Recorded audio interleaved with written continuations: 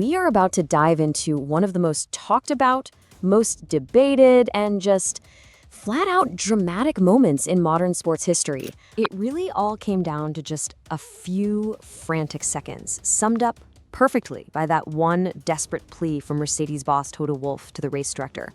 No, Michael, no. I mean, that soundbite, it just perfectly captures the raw shock, the fury of watching a world championship slip away in the most unbelievable way possible. And this is the moment it all went down.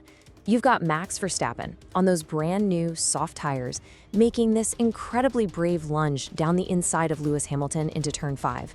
He makes it stick, he grabs the lead, and just like that, he snatches his first ever world championship. I mean, what a stunning, almost unbelievable reversal of fortune. But look, to really get why that one lap was so explosive, you have to understand that it didn't just happen in a vacuum. No way. It was the climax to a brutal, season-long war between two absolute titans of the sport, their teams, and yeah, their very fiery team principals.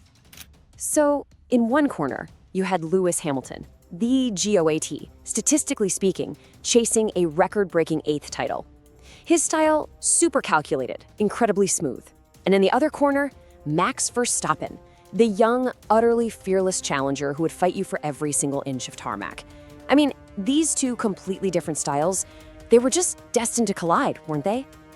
And that collision course, oh yeah, it played out all season long. The entire year was just littered with these flashpoints. You had the high-speed crash at Silverstone that sent Verstappen to the hospital. Then at Monza, they hit each other again, leaving Max's car literally beached on top of Lewis's. By the time they got to Saudi Arabia, things were so heated there were claims of a dangerous brake check. Yeah, this wasn't just a rivalry anymore. It was personal. And, that fire wasn't just on the track, not even close. You had Red Bull's Christian Horner and Mercedes' Toto Wolff fighting their own war of words the entire year.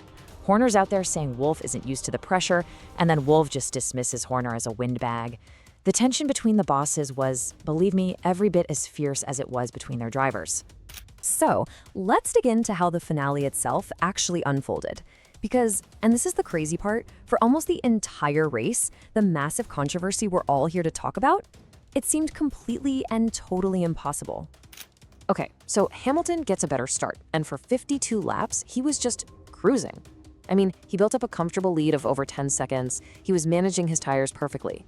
That 8th world title, it honestly looked like it was his for the taking. The script seemed totally written.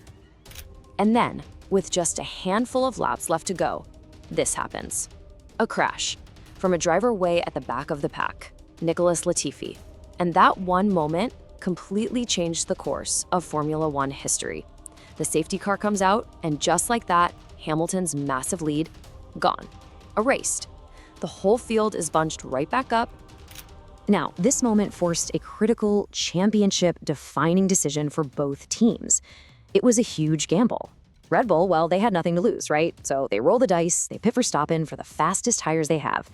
Mercedes, on the other hand, they couldn't risk giving up track position, so they stay out on their old, worn tires, basically gambling that the race would just finish behind the safety car. All right, now this is where things get complicated. And to really understand the controversy, we need to quickly talk about the standard procedure for what's supposed to happen next under a safety car. So, according to the rules at the time, the procedure is actually pretty clear. Step 1, all the lapped cars, the slower cars, are normally allowed to unlap themselves. Then, and this is the really crucial part, the safety car comes back into the pits at the end of the following lap. That little delay is built in to give everyone time to get back in position for a fair, orderly restart. Okay, so at first, the race director, Michael Masi, he makes this call. No lapped cars can overtake. Now, if that decision had stood, Verstappen would have had 5 lapped cars stuck between him and Hamilton. An overtake on the final lap would have been pretty much impossible. At that exact moment, Mercedes probably thought they had it in the bag. But then, Masi completely reverses his decision, and he does it in a way nobody had ever seen before. He orders only the 5 specific cars that were sitting between Hamilton and Verstappen to unlap themselves. This, of course, cleared a direct, unimpeded path for Verstappen to attack Hamilton. And here's the second part of the controversy. Instead of waiting for that following lap like the rules said, race control brought the safety car in immediately. So that combination of decisions, it didn't just clear the path for Verstappen, it guaranteed one final lap of racing, a winner-take-all shootout for the world title. The second that call was made, Lewis Hamilton knew exactly what it meant. You could hear it in his voice, that immediate reaction over the radio. "This is getting manipulated, man." It just captured the raw emotion of the moment, that feeling of complete disbelief and injustice, that his team would, of course, go on to protest fiercely. So the checkered flag falls, Max is the champion, but the story was far from over. Honestly, the fallout from Abu Dhabi felt less like a sporting debrief and a lot more like a high-stakes TV drama, completely blurring the lines between real competition and entertainment. And this is really why that final lap decision was so incredibly explosive. Think about it. After 21 races of brutal wheel-to-wheel combat, the final margin for the championship was just 8 points. When the gap is that small, a single controversial call doesn't just influence the result, it decides everything. So, as you'd expect, Mercedes immediately launched 2 protests right after the race. Both were dismissed. Then, months later, the sport's governing body, the FIA, they do this big internal investigation. They ended up admitting that human error had played a part. But, and this is the key thing, they declared the result was final and would stand. And to make sure nothing like this happened again, the safety car rules were totally rewritten for the next season. And here's where it gets really fascinating from a media perspective. This entire saga, it played perfectly into the narrative style of Netflix's Drive to Survive, the show that brought millions of new fans into the sport. One of the producers even admitted that the show is designed to feel more like a soap opera, and, well, Abu Dhabi delivered a finale more dramatic than any writer could have possibly scripted. Which kind of leaves us with this one final, really thought-provoking question, doesn't it?